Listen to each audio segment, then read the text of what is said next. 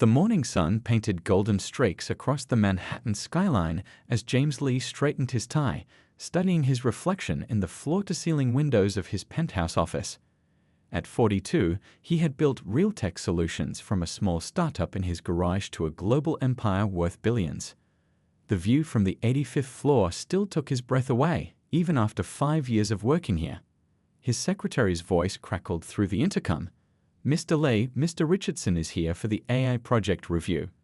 James smiled, thinking about his childhood friend turned business partner. They had come such a long way from sharing peanut butter sandwiches in middle school. "Send him in, please." Tom Richardson walked in, his designer suit matching his confident stride. They had been friends since they were 12, back when Tom's family moved next door. James still remembered how they would spend endless summer nights dreaming about changing the world through technology. "Ready to revolutionize the tech world?" Tom asked, placing his leather briefcase on the glass conference table. James walked over to the coffee machine, their morning ritual for the past decade. "2 sugars, no cream, right?" "You know me too well," Tom laughed, but something felt off about his smile. They sat down as holographic screens flickered to life around them, displaying the schematics of Project Aurora, the groundbreaking AI system that could transform healthcare forever. James had poured his heart and soul into this project, inspired by losing his mother to a misdiagnosis years ago. "The neural network's learning capabilities are beyond anything we've seen," James explained, flicking through the test results. "Imagine a world where no one has to lose a loved one because a doctor missed something tiny in their charts." Tom nodded, his fingers drumming against his coffee cup. "The potential market is massive. Every hospital, every clinic worldwide would want this." As they delved deeper into the technical details, James noticed Tom taking photos of certain screens with his phone. It wasn't unusual. They often documented their meetings, but something about his friend's body language made the hair on the back of James's neck stand up. "Everything okay?"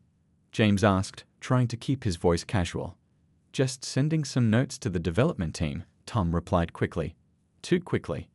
The morning stretched on as they refined the presentation for next week's board meeting. This would be their biggest reveal yet, the culmination of 5 years of research and billions in investment. Success would mean saving countless lives. Failure wasn't an option. "Look at this," James said excitedly, pulling up a simulation.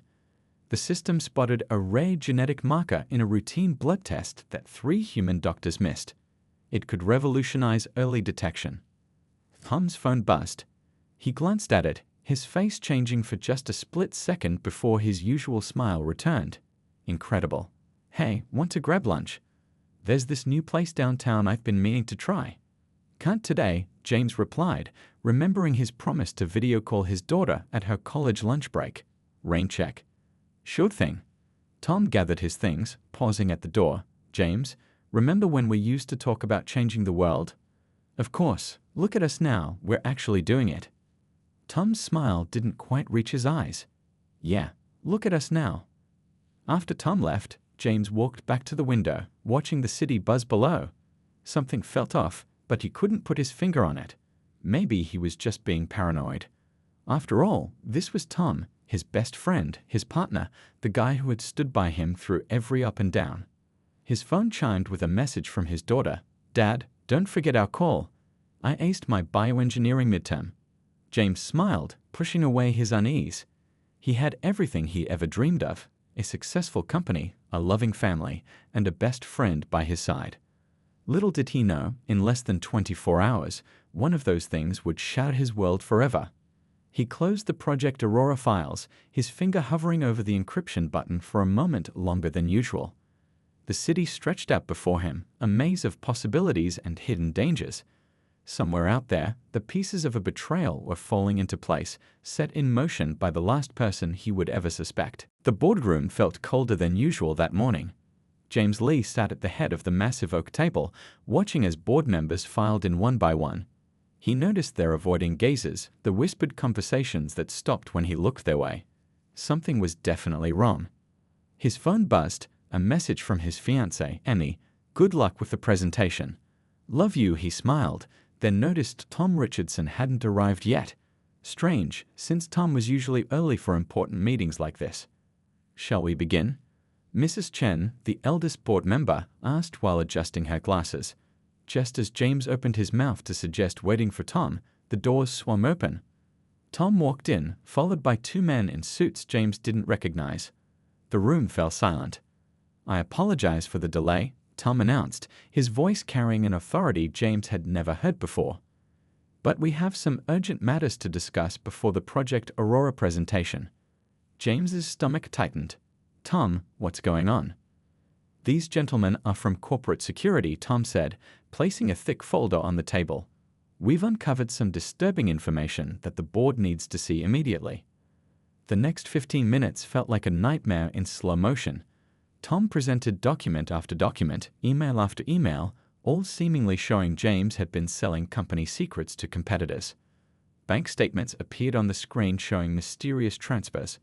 Emails that James had never written, detailed meetings that had never happened. "This is ridiculous." James stood up, his coffee cup rattling. "Those documents are fake." "Tom, you know me. We've been friends for 30 years. "Which makes this even harder," Tom replied, his face a mask of practiced concern. "The evidence is overwhelming, James. You've been secretly meeting with representatives from global health systems for months, promising them early access to Project Aurora's code." The board members murmured among themselves. James looked around the table, searching for any friendly faces. He found none. Even Mrs. Chen, who had backed him from the beginning, wouldn't meet his eyes. His phone buzzed again. This time it was his lawyer. "Sorry, James. Given the circumstances, our firm can no longer represent you." "This is insane," James's voice cracked. "I built this company from nothing. Why would I betray it?" "The money trail tells a different story," Tom continued, clicking through more slides. "Offshore accounts, shell companies, all trace back to you. The board needs to act now to protect the company." Mrs. Chen finally spoke up, her voice heavy with disappointment. "I move to suspend Mr. Lee from all duties pending a full investigation." "I second the motion," another board member quickly added. The vote was unanimous. James watched helplessly as his access badge was deactivated, his email shut down, his life's work slipping through his fingers like sand. As security escorted him out, he saw Amy standing by Tom's office. The look on her face told him everything before she spoke. "I can't believe you would do this, James. All those lies." "Tom told me everything." "Amy, please. None of this is true. Tom is setting me up." But she was already walking away, towards Tom's office. James caught a glimpse of them together through the glass walls, a touch that lasted too long, a look that spoke of more than friendship. The final piece of betrayal clicked into place. In the elevator ride down, James's phone kept buzzing. Banks freezing his accounts. Credit cards being suspended. News alerts about his corporate espionage. His daughter's tearful voice message, "Dad, what's happening? My tuition payment just bounced." The same lobby he had walked through proudly for years now felt like a walk of shame. Reporters were already gathering outside, hungry for the story of the fallen tech billionaire. James slipped out through a surface entrance, the weight of betrayal crushing his chest. The city that had once been his playground now felt hostile and strange. His smartwatch beeped. His heart rate was dangerously high. He loosened his tie, trying to breathe. In less than an hour, he had lost everything. His company, his fiancée, his reputation, his friends. Even his phone was being flooded with messages from people he thought he could trust, all distancing themselves from him. As rain began to fall, James walked aimlessly through the streets of Manhattan. The same streets where he and Tom had once dreamed of changing the world. Now those dreams had turned into his worst nightmare. He didn't know it yet, but salvation would come from the most unexpected place. Sometimes, when you lose everything, you find out who you really are and who your true friends are. For James Lee, that revelation was waiting in a small diner on the edge of town, where fate had one more card to play. The neon sign of Sunshine Dinner flickered in the rain, casting blue and yellow reflections on the wet sidewalk. James Lee sat in the farthest booth, his expensive suit now wrinkled and damp, staring at a cup of coffee that had gone cold. It was 3 a.m., and this small diner in Brooklyn felt like the only safe place left in the world. His phone lay silent on the table, battery finally dead after a day of endless crisis calls. Every lawyer he'd contacted had suddenly become unavailable. every bank account frozen. Even his apartment building's security had politely but firmly asked him to leave when reporters started camping outside. "Would you like a fresh cup?" James looked up to see a waitress holding a coffee pot. She was probably in her early 30s, with kind eyes and a name tag that read Rose. There was something genuine about her smile that made his throat tight. It was the first real smile he'd seen all day. "Thanks," he managed to say, voice hoarse from hours of desperate phone calls. Rose filled his cup, then hesitated. "I hope you don't mind me saying, but you look like you could use something more than coffee. Our cook makes the best grilled cheese in Brooklyn. Good comfort food for tough days." James almost laughed at the idea of a grilled cheese comforting someone who'd just lost billions. But his stomach growled, reminding him he hadn't eaten since breakfast. Sure, why not? As Rose walked away, he overheard two other customers watching the late-night news. His own face was on the screen, alongside headlines about corporate scandal and betrayal. He sank lower in his booth. The grilled cheese arrived with a small bowl of tomato soup. The simple smell of melted butter and cheese brought back memories of his mom making the same thing when he was sick as a kid. He took a bite, and for just a moment, the world felt a little less horrible. "My dad used to have that same look," Rose said, sliding into the booth across from him. Her shift had ended, and she'd taken off her apron. Like the whole world had turned against him overnight. James stiffened. "Look, if you're after a story for the papers—" "Actually, I'm after justice," Rose interrupted. 5 years ago, my dad owned a small tech company. He developed a revolutionary battery charging system. Then his business partner faked some documents, turned the board against him, and stole everything. Sound familiar? James put down his sandwich, really looking at her for the first time. What happened? He fought back. We fought back. It took 2 years, but we exposed the truth. His partner had been working for a bigger company all along. Rose pulled out her phone, showing him old news articles. The same thing is happening in the tech industry over and over. Small companies with big innovations get targeted, taken down, absorbed. "But I'm not exactly a small company," James said. "No, but your AI project is a threat to some very powerful people." Rose leaned forward. "When my dad was going through this, I learned everything I could about corporate takeovers, digital forensics, pattern recognition.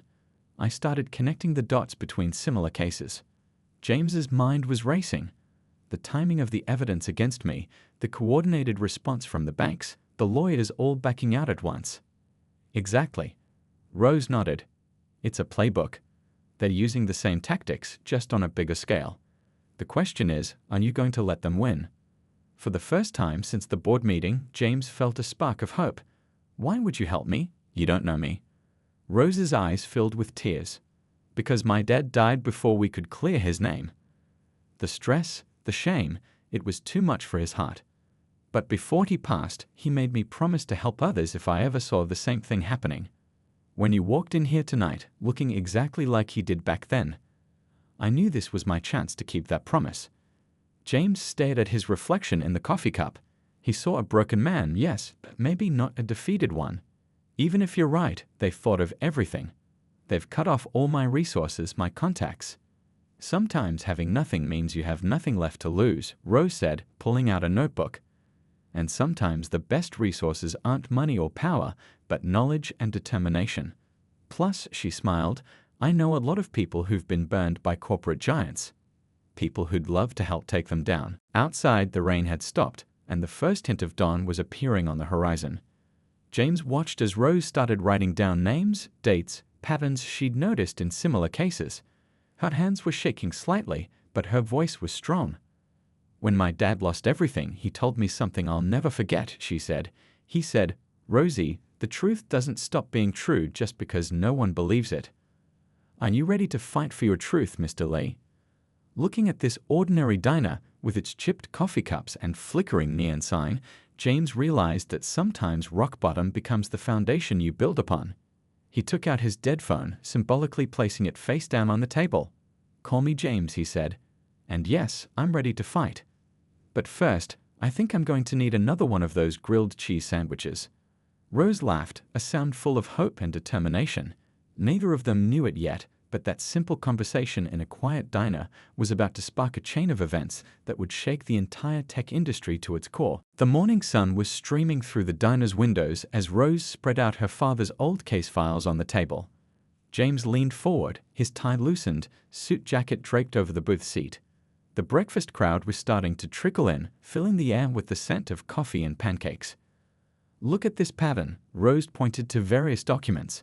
When they targeted my dad's company, they started with small inconsistencies in the financial records, things that could be explained away as accounting errors at first.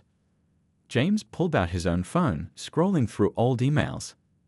"They did the same thing to me. Small discrepancies started showing up about 6 months ago." Tom always had an explanation. "The thing about these takedowns," Rose continued, sipping her coffee, "is that they rely on isolation. They cut you off from your support system, make you look guilty to everyone who matters." A young woman approached their table, her messenger bag covered in computer science pins. "Rose, I got your message. Is this him?" "James, meet my sister Lucy," Rose smiled. "She's a computer science major and the most brilliant coder I know." Lucy sat down, immediately pulling out her laptop. "I've been tracking similar cases for my thesis. The companies behind these takeovers think they're invisible, but they leave digital fingerprints everywhere." James watched as Lucy's fingers flew across the keyboard. "The problem is, all my access to company systems has been cut off. Even if there is evidence, we can't reach it." "That's where you're wrong," Lucy grinned. "They might have locked the front door, but they forgot about the window they left open 3 months ago." She turned her laptop around, showing them a screen full of code. "You still have an active debug account on the old test server. They were so busy shutting down your main access, they missed this backup system." Rose squeezed her sister's shoulder proudly. "Lucy helped me piece together what happened to Dad. She's been building a database of similar corporate attacks ever since." "Wait," James straightened up. "Can you access the server logs from last Tuesday? The day before the board meeting?" Lucy nodded, typing rapidly. "Looking for anything specific?" Tom always backs up important files to his private server before making big moves. It's a habit he's had since college. James felt his heart racing. If he was planning this... There. Lucy pointed at her screen. Massive data transfer at 2 a.m. Way more data than a normal backup would need. A waitress came by with fresh coffee, and they quickly covered up the sensitive documents. James noticed how naturally Rose and Lucy worked together, finishing each other's sentences and building on each other's ideas. It reminded him of how he and Tom used to be, before money and power changed everything. "The thing is," Rose said once they were alone again, "we need more than just digital evidence. These people are experts at making documents disappear or look fake. We need witnesses, people who've seen the pattern and are willing to speak up." James rubbed his tired eyes. "Everyone who might have helped me is either scared off or bought out." "Not everyone," Rose pulled out her phone. "Remember how I said I know people who've been burned by corporate giants? There's a whole network of us. People who lost everything but kept fighting. People who've been gathering evidence, waiting for the right moment." She showed him a private online forum. Dozens of stories similar to his and her father's. Former executives, developers, inventors, all victims of coordinated takedowns. Some of these people, James scrolled through the posts. "I remember their cases. The media painted them as criminals, just like they're doing to me now." Lucy looked up from her coding. "That's their biggest weapon, controlling the narrative. But narratives can be changed." "The truth leaves clues," Rose added. "Like breadcrumbs. We just have to follow them and connect the dots." James thought about his daughter, who still believed in him despite everything. About his mother, who taught him that integrity matters more than success. About all the other innovators who'd been silenced. "Okay," he said, pulling out a napkin and starting to write. "Let's make a plan. But first, we need to understand what we're really up against. Lucy, can you dig deeper into that server data?" "Already on it," Lucy nodded. "And I'm running a pattern analysis comparing the timing of your takedown with similar cases in the database." Rose started organizing the documents into categories.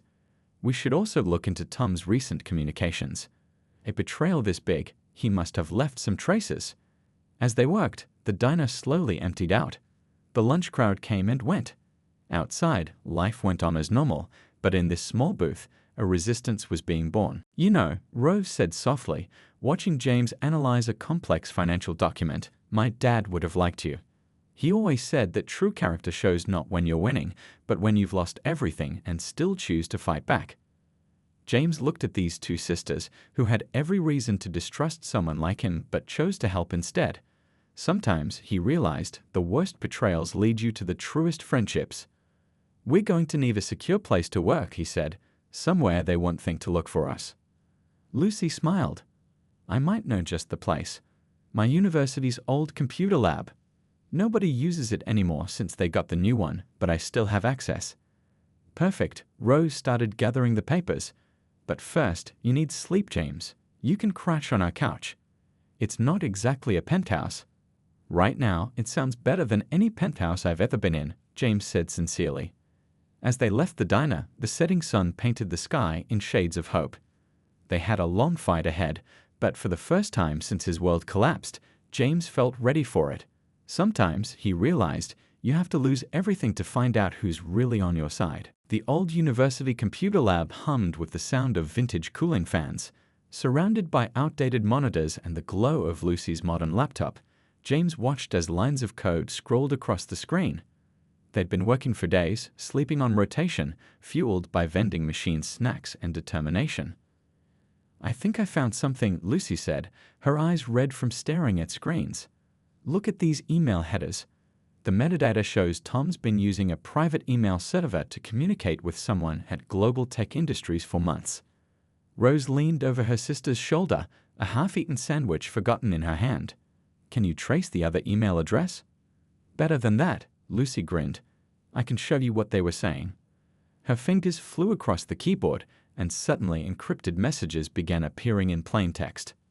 James felt his heart stop as he read the first email. "This is from 8 months ago. Tom was planning this before we even finished the AI prototype." The emails revealed a pattern of secret meetings, carefully orchestrated betrayals, and a network far bigger than they'd imagined.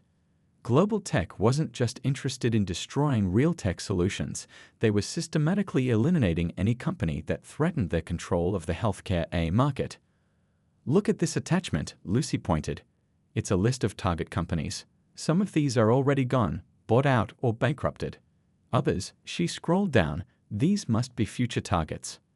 "We need to warn them," James started making notes. "Wait," Rose interrupted, something catching her eye. "Go back to that email from 3 months ago. The one about the engagement party." Lucy scrolled back, and James felt his stomach turn. There it was in black and white, emails between Tom and Amy, his ex-fiancée, dating back to before he'd even met her. Their entire relationship had been a setup designed to give Tom deeper access to James's personal life. "I'm so sorry," Rose squeezed his shoulder. The simple gesture of support meant more than any words could. "At least now we know the truth," James said quietly, then straightened up. "And speaking of truth, Lucy, can you access the original Project Aurora files?"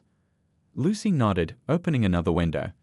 "The backup server still has everything, including, oh my God." They all stared at the screen. Tom hadn't just stolen the project, he'd modified key components of the A's code, deliberately introducing flaws that would only show up after implementation. If hospitals had started using the system, patients could have died. This wasn't just about money, James realized, horror dawning on his face. They were going to let the system fail spectacularly, discredit the whole concept of AI in healthcare. They wanted to make sure no one would trust it again. Keeping their old systems in place, Rose added, maintaining control of the market. Lucy was already copying files to a secure drive. "We need to protect this evidence. Once they realize we found it." As if on cue, a warning popped up on her screen. "Someone's trying to access the server remotely." Lucy's fingers flew across the keyboard. "They must have detected our presence." "How long do we have?" James asked, gathering their notes. "Minutes, maybe less." "They're good, but I'm better." Lucy smiled grimly, initiating her pre-prepared defense protocols. "I've been expecting this. Let them chase their tails through my decoy servers while we get what we need." Rose started packing their research into her bag. We should split up. They might track us here. No, James said firmly. That's what they want. They've been isolating people, picking them off one by one. We stay together. A notification pinged on Lucy's phone, a news alert. Someone had tipped off the press about James's location. Reports were already claiming he was hiding out at the university, potentially destroying evidence. They're trying to box us in, Rose realized. Make it look like we're the criminals. But James was smiling. Actually, they just made their first big mistake. Lucy, are you thinking what I'm thinking? Lucy's eyes lit up. If they're watching us here, then their main servers might be vulnerable, James finished. They'll have pulled resources for this attack. Rose watched as brother and sister shared a knowing look. Want to let me in on the plan? They think they're hunting us, Lucy explained, typing faster than ever. But I planted some special code when I first accessed their system, like a digital backdoor. I just needed them to be distracted enough for me to use it. James picked up his phone, the one Rose had given him days ago. Time to call in some help from our online friends. How many people were in that forum you showed me? Over 50 confirmed cases, Rose checked her notes. All with their own evidence, their own stories to tell. Perfect. James started dialing. Because in about 20 minutes, Global Tech's servers are going to have an unexpected visitor. And when their security is busy dealing with that, we'll have full access to everything, Lucy finished, her screen now showing multiple progress bars. Emails, financial records, the whole conspiracy. Rose watched as their small resistance movement suddenly expanded, connecting with others who'd been waiting for this moment. People began calling back, offering help, sharing their own pieces of the puzzle. The old computer lab, with its dusty monitors and flickering lights, had become command central for something much bigger than revenge. This was about justice, about protecting innovation, about standing up to those who would sacrifice lives for profit. Download complete, Lucy announced triumphantly. We've got everything. James stared at the mass of evidence before them, proof of not just his own betrayal, but dozens of others, proof that could change everything. Now comes the hard part, he said, looking at the two women who'd helped him rise from rock bottom. We have to make sure everyone sees the truth. Outside, they could hear sirens approaching. But inside this room, surrounded by humming computers and the glow of screens, they weren't afraid anymore. They had something more powerful than money or influence. They had the truth, and they were ready to tell it to the world. The truth hit harder than any of them expected. Huddled in a small motel room on the outskirts of the city, James, Rose, and Lucy stared at the laptop screen in stunned silence. What they'd uncovered went far beyond corporate espionage. It was a web of corruption that stretched across the entire tech industry. Look at these names, Lucy whispered, scrolling through the documents they'd extracted. CEOs, board members, even government officials. They're all connected to something called Project Guardian. James leaned closer, recognition dawning on his face. I remember hearing whispers about this years ago. People thought it was just a conspiracy theory, the idea that major tech companies were working together to control innovation. Rose spread out her father's old papers on the bed. It's all here. Every company that got taken down, every inventor who was silenced, they were all working on technologies that threatened the big players' control. But why healthcare AI specifically? James wondered aloud, pacing the small room. Why were they so desperate to stop Project Aurora? Lucy pulled up another file. Because of this. The screen showed a complex diagram of healthcare pricing structures. The current system makes them billions through inefficient processes and outdated technology. A working AI system like Aurora would cut their profits by more than 70%. And save thousands of lives in the process, James added bitterly. They were willing to let people die to protect their profit margins. A knock at the door made them all freeze. Rose approached cautiously, then relaxed when she saw who it was through the peephole. She opened the door to reveal Mr. Chen, the elderly board member who had voted against James. I came as soon as I got your message, he said, looking tired but determined. What you sent me, is it real? James nodded. All of it. Tom didn't just betray me. He's been working for Project Guardian for years, helping them identify and eliminate threats to their control. Mr. Chen sank into a chair. I should have seen it. The signs were there, but they were so careful, so convincing with their evidence against you. That's how they operate, Rose explained, showing him her research. They turn friends against each other, make everyone doubt themselves. They did the same thing to my father. Lucy's laptop pinged with a new alert. More people from the forum are responding. They're ready to come forward with their stories. Tech journalists are starting to pick up on the pattern. But we have to move fast, James said. Once global tech realizes what we have. As if on cue, all their phones buzzed simultaneously. Breaking news alerts showed Tom holding a press conference, announcing a revolutionary breakthrough in healthcare AI. They're going to release their version of Aurora, James realized. With all the flaws they added, they're trying to beat us to the punch. Not if I can help it, Lucy's fingers flew across her keyboard. Their press release is scheduled to go live on all major tech news sites in 2 hours. But what if those sites got a different story instead? Rose watched her sister work. The evidence we gathered, it's not just about one company or one betrayal. It's about the whole system. Exactly, James pulled out his phone. Mr. Chen, how many board members do you think would be willing to listen now? The old man straightened up. Show them what you showed me, and they'll all listen. Even the ones Tom thought he had in his pocket. They worked through the night, preparing their counterattack. Lucy coordinated with tech journalists who'd been investigating similar cases. Rose organized the evidence from dozens of victims into a clear, undeniable pattern. James and Mr. Chen reached out to industry contacts who hadn't been compromised. By dawn, they were ready. As Tom stepped up to the podium to begin his press conference, every major tech news site simultaneously published the truth. Email servers across Silicon Valley lit up with evidence of Project Guardian's activities. Social media exploded with stories from other victims, all following the same pattern. Look, Lucy pointed to her screen. Global tech stock is already dropping. Their partners are scrambling to distance themselves. James watched as the empire of lies began to crumble. On TV, they could see Tom being approached by federal agents right in the middle of his press conference. His face, when he realized what was happening, showed a mix of disbelief and fear. Your father would be proud, James told Rose quietly. This isn't just justice for me or for him, it's justice for everyone they've hurt.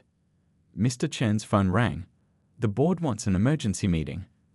They're voting to reinstate you immediately, James. But James was looking at something else. A message from his daughter. I knew you were innocent, Dad. I never stopped believing in you. Rose squeezed his hand. Sometimes the truth takes time, but it always finds its way out. Outside their motel room, the sun was rising on a new day. News helicopters circled the global tech building. Reporters were already calling it the biggest tech industry scandal in history. But in that small room, among friends who'd become family, James felt something more important than vindication. He felt hope, not just for himself, but for every innovator who'd ever been silenced, every dreamer who'd been told their ideas were too threatening to the status quo.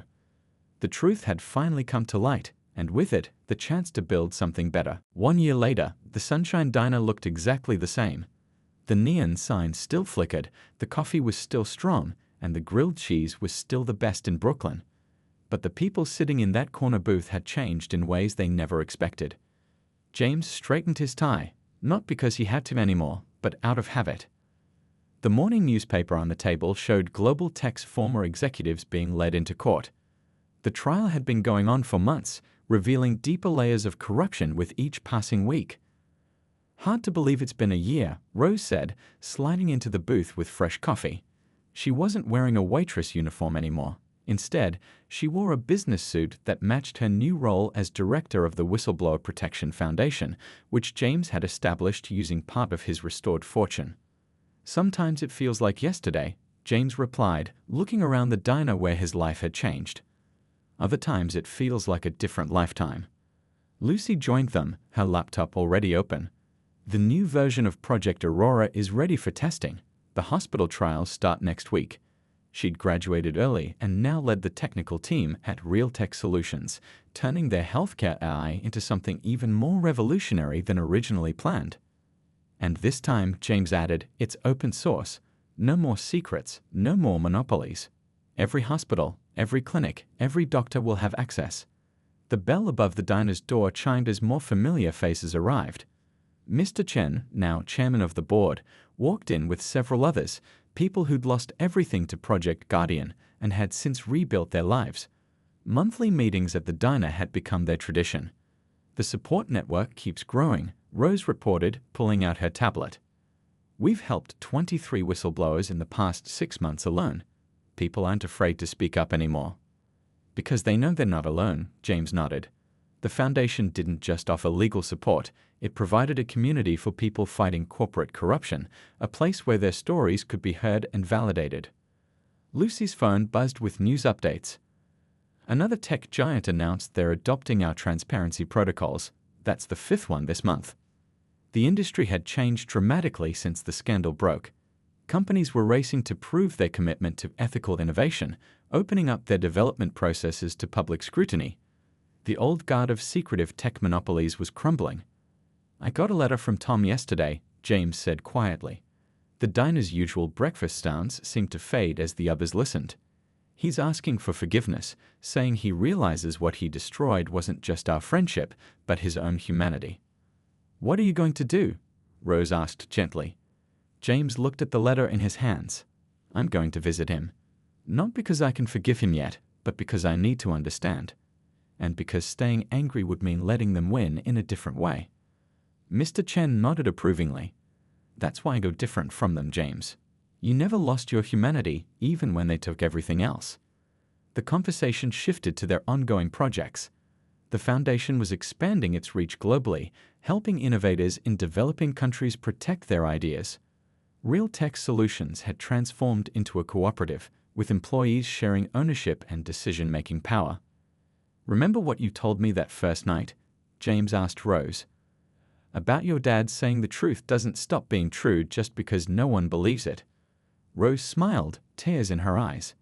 He would have loved seeing all of this.